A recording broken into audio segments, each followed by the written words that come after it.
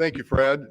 And it is always an honor. I think this is the fifth time I've had the pleasure of being with you, and this is the best venue to talk in town. It's the greatest audience, the most enlightened audience, and it's the second time, the day after the presidential election, that I've had the pleasure of speaking with you. And 4 years ago, it was an interesting day, and today it is too. And I hope everybody wore their mask in. And speaking of presidential elections, some of us remember Dan Rather when he was doing CBS News, and he had all those witticisms on election night. And he had, I thought, he's 89 years old, but I thought he had a pretty cogent observation of the world today. He said, "Mask not what your country can do for you. Mask is what you can do for your country." So today, by the way, I saw this morning is the 104th anniversary of the birth of Walter Cronkite. And now I'm old enough to remember him, and I suspect a few of you are too. And he retired 40 years ago next February. So things go like a blink, and it happens in politics too. And I'm going to segue from national to local back to national, but 1968, Fred mentioned, I remember that election. Hubert Humphrey was a graduate of LSU. He didn't carry Louisiana, though. George Wallace did. And George Wallace carried 6 southern states. He got some electoral votes, which third-party candidates rarely do, and he received almost 10 million votes. And I remember Humphrey got 31 million, Nixon got 31 million, and Wallace got 10. So collectively, that's 72 million votes. And we had about, I think, 220 million people or thereabouts in the U.S. then. Now we have 330 million, so we're 1.5 times the size. And last night, by the time all the votes are tabulated, last night and preceding the election, when it was about 100 million early votes, we had 150 million people vote.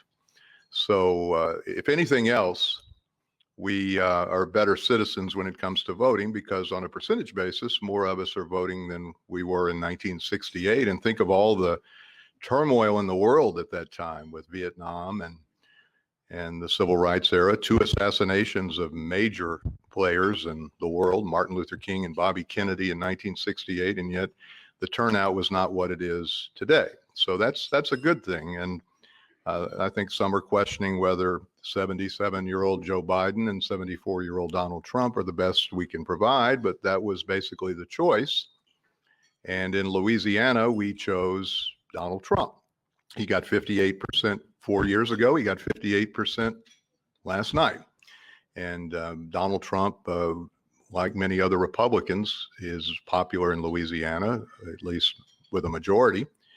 And he received 48% of the national votes this time, compared to 46 4 years ago. So he did well in Louisiana.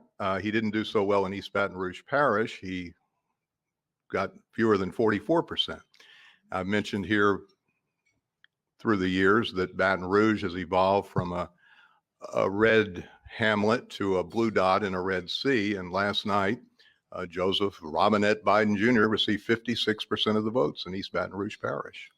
And Bill Cassidy in his hometown, now mind you, he won re-election with almost 60% of the votes statewide. He got 46% in his hometown. And when he ran against Mary Landrieu 6 years ago, he received 47% of the votes in his hometown.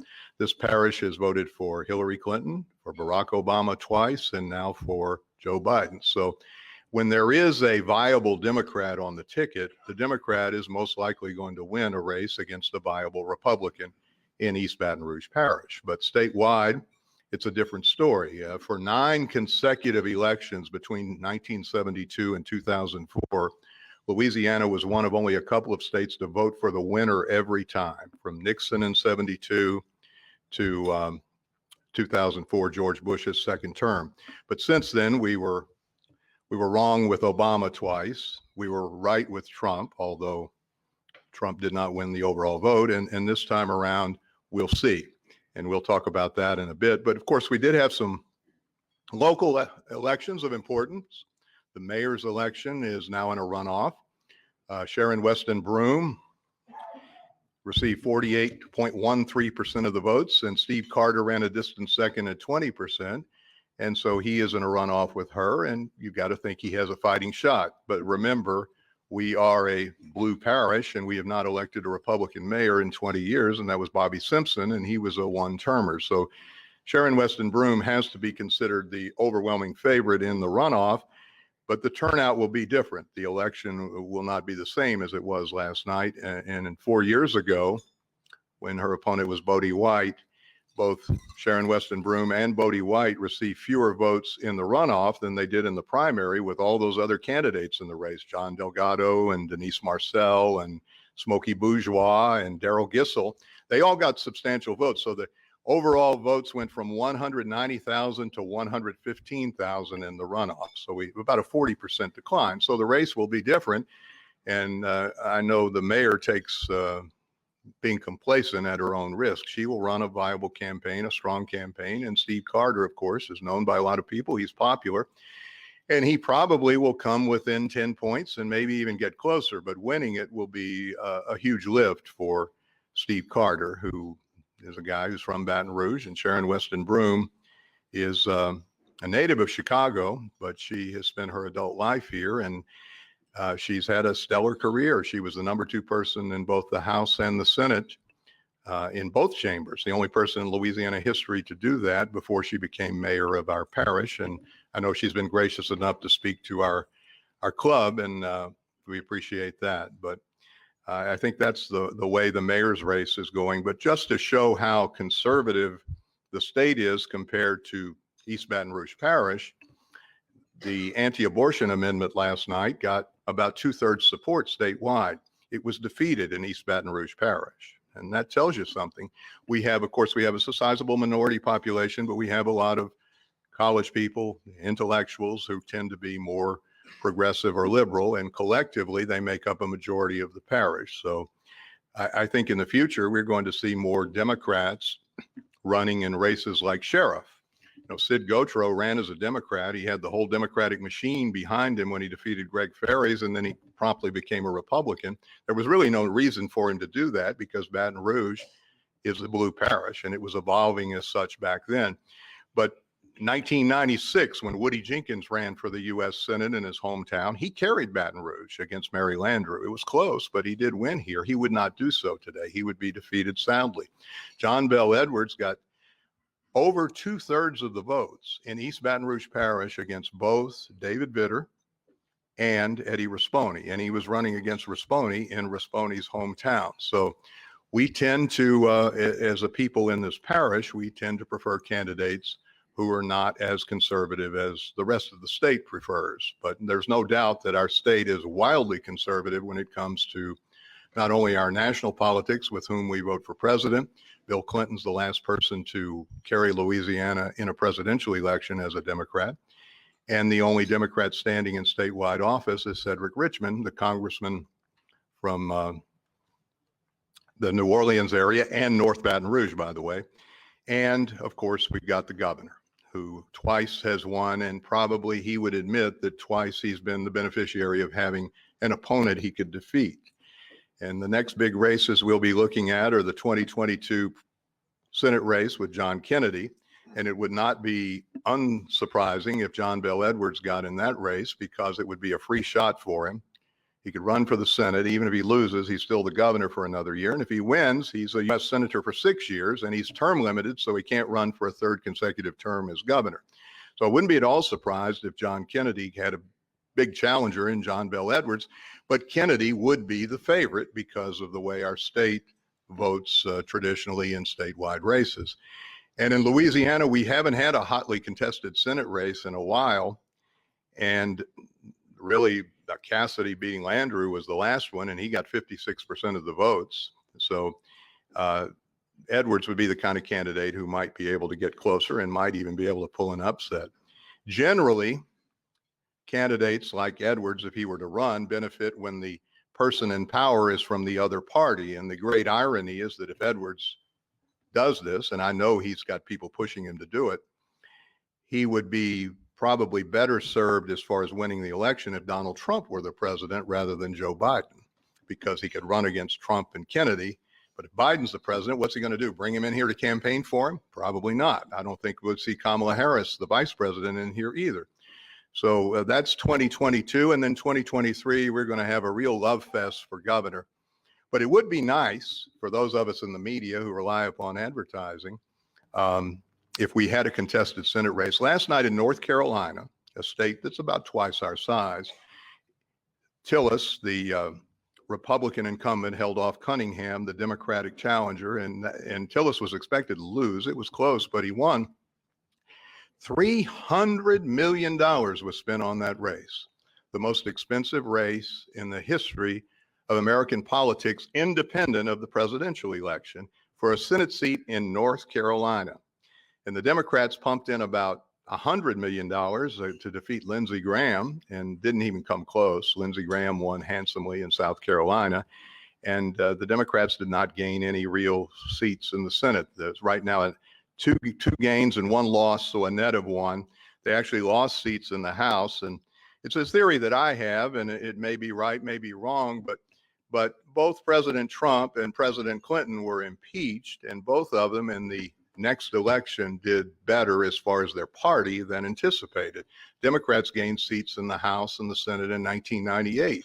And usually in the sixth year of a presidential term, the inertia is the other way. But I think the American people didn't like Bill Clinton being impeached, and probably the American people didn't like Donald Trump being impeached, because we still have some reverence for our government despite all its flaws. And now we're possibly going to have a real showdown to see who the president of the United States is. Last night, the president declared victory, and it really was not the time to do it. And as we stand today, 6 states are still floating as to who wins. And Joe Biden has 238 electoral votes that are credited to him by the Associated Press, and they've done a very good job. And Donald Trump has 213. So for Trump to win, he's got to win 4 of those states. And for Biden to win, he's got to win probably 3 of them. And right now he is ahead in Nevada, he is ahead in Wisconsin, and he is ahead in Michigan. So he's at 238. So Nevada's 6 electoral votes. If he wins there, that's 244. Wisconsin is 10. If he wins there, that's 254.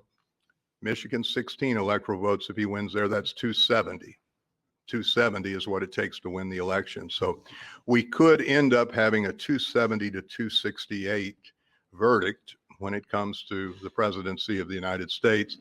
And one of those weird things is that 2 states in our country do not give winner take all to the electoral votes. And one of them is Nebraska. They do it by congressional district. The other is Maine.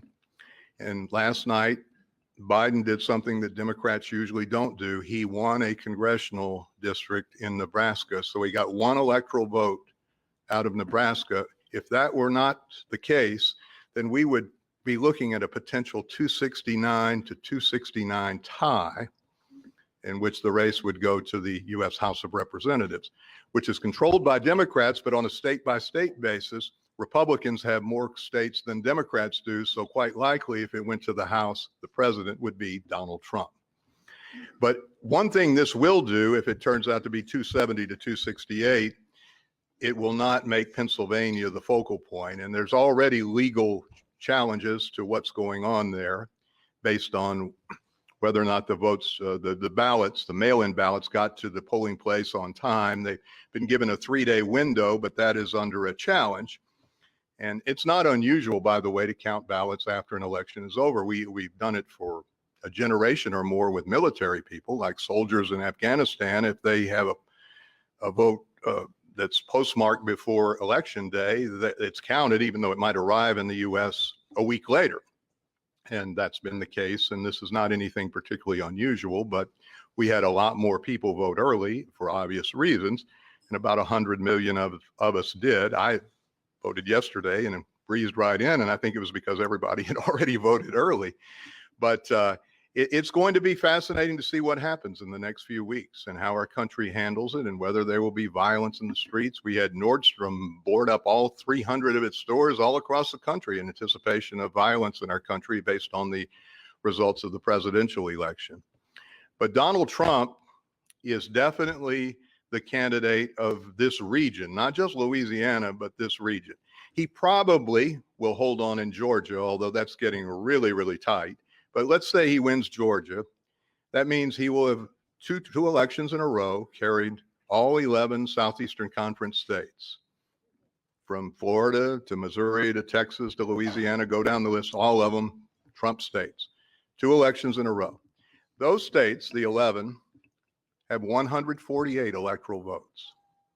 So if he finishes with 268 electoral votes, let's say 270, which is what it takes to win, that means 55% of the electoral votes needed to win the election come out of the Southeastern Conference.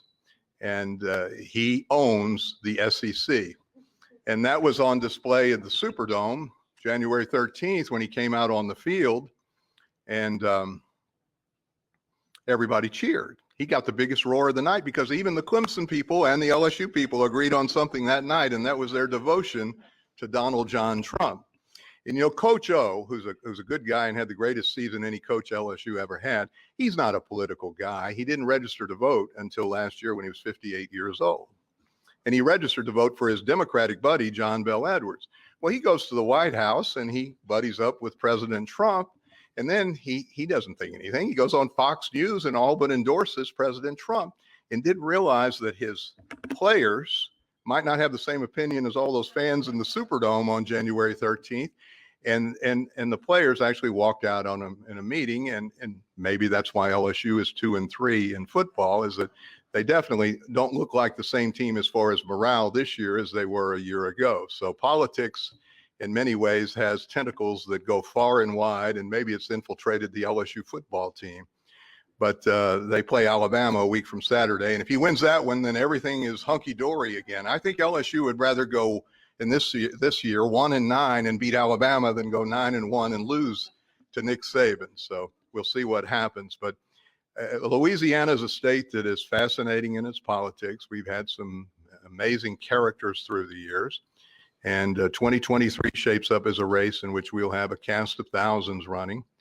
And it'll be a lot of Republicans, and it'll be interesting because the winner may end up being the Republican who gets the Democratic vote, or at least enough of it to form a coalition with conservative Republicans to win the election. And Billy Nungesser is doing his best to be that candidate. I don't know if it'll work, but he didn't go to any of the Trump rallies last year when the president came here 3 times and endorsed Eddie Rispone, and he was suspiciously quiet during this election season. So he's a candidate. Jeff Landry's a candidate. Garrett Graves, I think, has the potential to be a strong candidate. Mike Johnson, the congressman from the Shreveport area who won last night, again, is another one who quite possibly will be on the ballot in 2023, and we might have a surprise or two. There's all this speculation, and it's more than just speculation that Drew Brees might enter politics. Can you imagine him running for governor? I think he would be a strong candidate. Some people have even floated the idea of Shaquille O'Neal. That would be my dream race, the 2023 race, Drew Brees, Republican, against Shaquille O'Neal, Democrat. And you know what? I like them both, but since we have the tallest state capital in the country, I think we need the tallest governor. So advantage Shaquille. But I love covering Louisiana politics. I've said this before. We have 1.4% of the national population, but we generate far more than 1.4% of the national news. And this year we've had, of course, all these hurricanes, but we also have some characters. And John Bel Edwards is kind of a departure from that. He's not like the previous Edwards who was governor.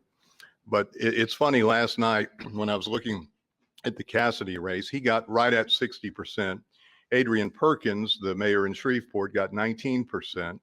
He ran second. And the third place finisher was a guy who didn't spend a dime other than his qualifying fee. His name is Derek Edwards, a Democrat. I have a feeling that 10% of the people thought he was kin to John Bel Edwards or Edwin Edwards. And we've had people, I do a monthly radio show with the governor, and we've had people call in and say, you know, I really loved your dad. And they're thinking his dad is the former governor, Edwin Washington Edwards, who's now 93 years old. And as we remember, Garrett Graves beat him in 2014. And Garrett Graves will go down as the guy who slayed the dragon. He finally beat Edwin Edwards. You know, Edwards really didn't lose the '87 governor's race to Romer because he got out early.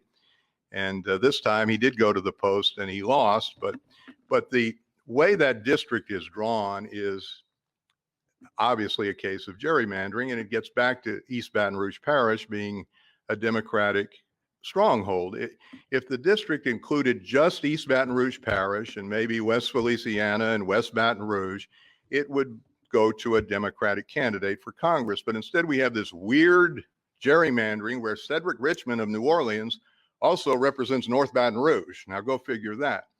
And that's designed to keep Democrats, African-American voters, out of Garrett Graves' district. And this is no assault on Garrett Graves. It wouldn't matter who represented the 6th district, but that keeps that district Republican. And that kind of thing is done by both parties in different parts of the country. And it's not really a good thing. And we have the same antiquated system with the Electoral College. Now, Democrats have won, according to the vote, 7 of the last 8 presidential elections. The one exception being 2004, when Bush won a narrow victory over John Kerry. And if Trump pulls this one out, he won't win the overall vote. He's down by about 3 million, and that's going to go to about 5 million when the California votes are all tabulated. He'll lose by 5 million votes and potentially win the election. And he lost last time, he lost by almost 3 million and won the election. That would mean that even though Democrats have won by the vote 7 of the last 8, they would really have won only 4 of the last 8. But it's hard to change things when people are immersed in them, and they talk about the founding fathers being right about this and right about that. Well, they weren't right about everything, and today the Electoral College has outworn its welcome. And we get the 538 votes from 100 U.S. senators, 435 House members, and Washington, D.C., which has 3 electoral votes. So that's 538. Well, that means a vote in Wyoming, which has fewer than 600,000 people. The state of Wyoming is smaller than the metro area of Baton Rouge. A vote in Wyoming is worth more than a vote in Louisiana. And a vote in Louisiana is worth more than a vote in California. California has 1 of every 8 people in the United States living in its borders, 1 out of 8, and yet the presidential candidates didn't go there because it's a given that California will go for the Democrat. They didn't go to Chicago because it's a given that Illinois will go for the Democrat. They didn't go to New York City because it's a given that New York will go for the Democrat. They up until recently didn't go into Texas very much, to any of those big cities, because it was a given that Republicans would carry Texas. And they don't come to Louisiana because we're no longer a swing state, and it's a given that the Republican will carry Louisiana. But if we had a different system in which every vote counted the same, they would visit New Orleans. They would visit those other cities, and we would have more of a national campaign. Instead, now we have them basically focusing on just a few states. And when we look at the electoral map, now winning means everything. When you don't win, it doesn't matter. But right now, as we meet right here today, every state in the country has gone exactly the same as it did 4 years ago, with the exception of Arizona. Now, if Biden wins in Michigan and in Wisconsin, that'll be 3 states that flip, but that's 3 out of 50. So we pretty much know going in, if it's a competitive race, who's going to win, depending on party affiliation in a given state. And so those states, including ours, don't get any attention. And it would be, in some ways, easily remedied. One thing to help would be, instead of having the 100 U.S. senators count an additional 100 votes, let's just move them all to 535, 538, counting Washington, D.C., and just divide it up according to the population. And then we would have a more equitable system in which at least we were voting based on our population. And now we don't, because you can add North Dakota, South Dakota, and Wyoming together, all 3 states. They have 2.3 million people, the 3 of them together, and yet they have 6 U.S. senators. California has 40 million people. They have 2 U.S. senators. We have 4.7 million people. We've got 2 U.S. senators. We have double the population of those 3 states combined. We've got 2 U.S. senators. They've got 6. There's something wrong with that, but as long as it pretty much benefits one party to change, we're not going to have a big movement for change. And so we may be stuck with this for a long time, but it's really not the best way to elect a president. I had Ray Strother on the radio, the veteran and legendary political consultant today, and he said he was asked a question abroad about the American system, and he said, rather than try, he just said, yeah, we go one man, one vote, but we really don't go one man, one vote, or one woman, one vote. Because as I stated, if you live in Wyoming, your vote counts more than it does anywhere in the US. And if you live in California, your vote counts less than anywhere in the United States. And Donald Trump would become the first president in United States history to win twice without winning the overall vote. And Joe Biden would become the first candidate since Samuel Tilden in 1876 to get a majority of the vote. He's over 50, and he'll stay over 50 because California's out there. He's probably going to go to 51 to get a majority of the vote and not win the election. So I don't think that's the best system, but there are others who like it the way it is, and it'll probably be the way it is until I take my last breath, but I'll be whining about it until that happens. But if you have any questions, I'd love to hear from you. As I've stated, I learn a lot more from you when you're talking than when I'm talking, so I'm at your service. And if you could come to the microphone too, that would be helpful if you have any observations. Murray? I thought I saw you raise your hand. Yes, could you come to, I'm sorry, could you come to the microphone?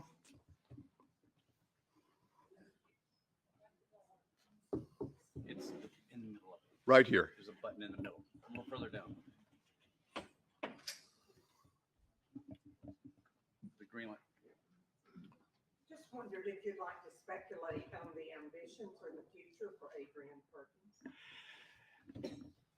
Well, I suspect he wishes he had not run for this race, and rarely does someone gain something by losing, especially getting 19%. But he has a great resume: Harvard, West Point, and a decorated war veteran, Bronze Star winner in Iraq, I believe. So he's the real deal. He fought in Iraq and Afghanistan. So I like Adrian Perkins. People in Shreveport, they were not all that enthused about him in some cases because he just got elected mayor there, but he's only 34 years old. So I think there's a second act for him. But politics in many ways is luck. And you take a guy like John Bell Edwards, who is from Amite, and was not well known, a state lawmaker, and he's running in a field in 2015 that includes three well-known Louisiana politicos, and David Vitter and Jay Darden and Scott Angel, and he won because the timing was right. And we'll see. I hope that Adrian Perkins, for his sake, when he runs again, and he probably will, that he will do better. We talked about characters, and I wouldn't conclude him as being a character either. But last night I did look with in our state, Trump got 58, Biden got around 40. The Libertarian Party got Joe Jorgensen got just over 1%, and then right behind her, finishing fourth in Louisiana, the nominee of the birthday party won, Kanye West, received 4,894 votes in the state of Louisiana, 4,894 votes. And there have been elections like Steve Carter lost the Senate race by 4 votes. He would have liked to have had a few of Kanye's votes, but he did very well in the state of Louisiana, considering that he didn't run much of a campaign, but he did have, of course, have some name recognition. Linda? To what extent do you think the civil unrest, the pro-life movement, and the choice of Kamala Harris affected the outcome of the election? Well, I don't think it helped Biden. And usually the incumbent is the one who suffers when there is unrest. In '68, Hubert Humphrey was the incumbent vice president, and he lost, and in large part, the great Mike Royko, my favorite editorial columnist of all time, said it was because the Democrats couldn't run their own damn convention. And he lost a very close race to Richard Nixon.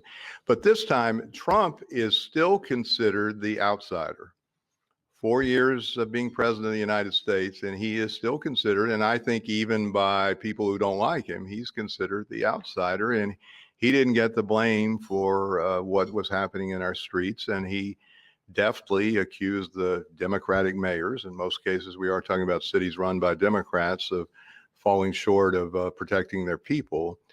And Joe Biden put himself in a box when he said he was going to nominate a woman, which is a good thing. We do need a female. We need more females in Congress and as president, vice president, you name it. And we need more minority females. But Kamala Harris certainly didn't help him in a place like Louisiana.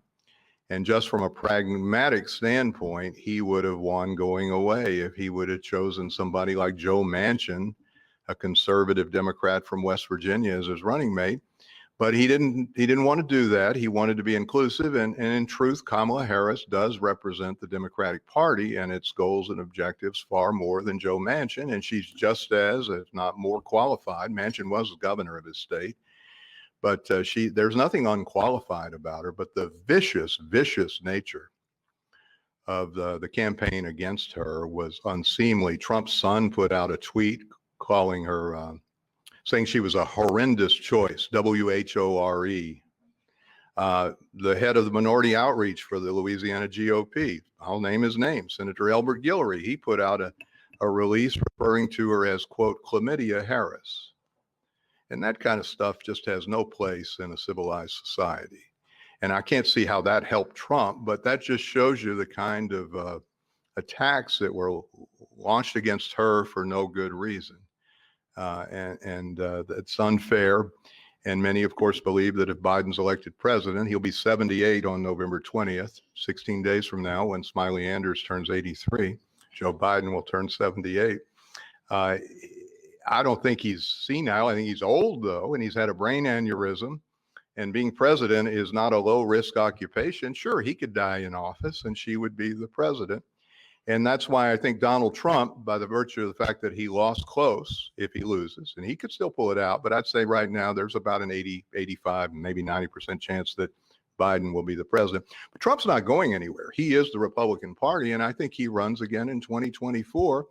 And he will try to be the next Grover Cleveland, who was president number 22 and 24. Trump would try to be 45 and 47. We've had 45 presidents listed, but we really only had 44 people because Cleveland was president twice, 22 and 24. So look for Donald Trump to try to become the next Grover Cleveland. Yes, sir. Jim, could you speak to the interest of Wall Street and the big banks' interest in the national interest? Okay. Well, Fred Dent, who is my stock guru, told me the market was up substantially today. And in truth, the Democratic presidents do far better with the stock market than do Republican presidents. I don't know why Biden didn't say this.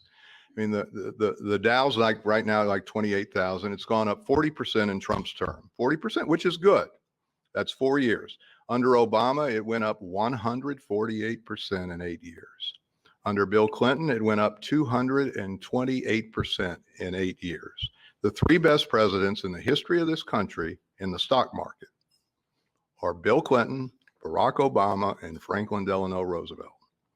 And the worst was George Bush II. It actually went down in his 8 years. So now some of that is timing. But I don't think Republicans, and many, of course, on Wall Street are Republicans, and many in this room, of course, are conservatives who believe that their portfolio may go down the drain with a Biden presidency. I don't think that's going to happen. And in Clinton's case, he not only had this enormous growth in the stock market, he also balanced the budget. We've got to get something under control. There's a thing, it's a good website. If you go National Debt Clock, and it has all kinds of statistics on there. And of course, our debt is now right at 28 trillion.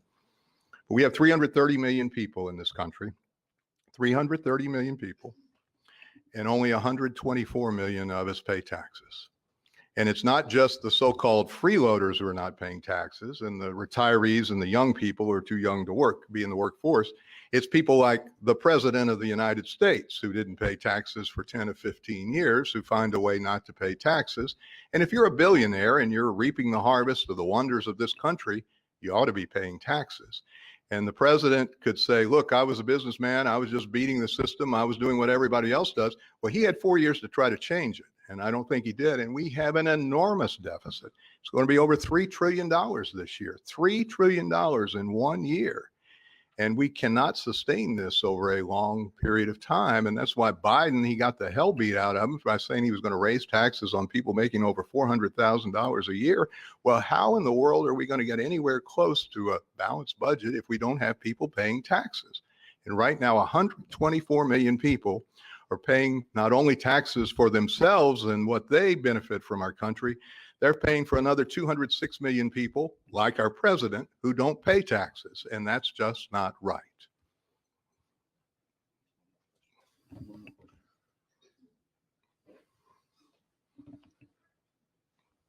to stir up any controversy or anything, but I'm curious with the abortion bill that was passed, has there been any conversation about the wording, the way that was worded? Because I know my kids voted for the first time this year, and that was the conversation in our house, was that it was worded kind of a positive, negative, that like even for me, I had to read it like 7 times to really understand what it was. The amendments were not worded well, any of them. And if you weren't following them closely and you went in there and you just did it on the fly, you may, and I would be included in that number, not know exactly what I was voting for or against, but that measure was actually passed last year.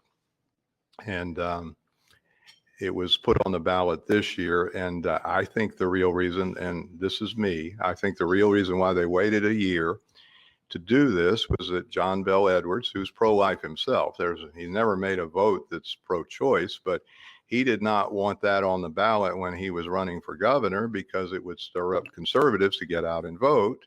And they might vote for the other person because on other issues, he's not as conservative as Eddie Risponi was. But I'm not at all sure what that thing does. It doesn't do a whole lot. Roe v. Wade has to be overturned, and then it says something to the effect that we can't have pro-abortion in our Constitution in any way, shape, or form. At least that's the way I understood it.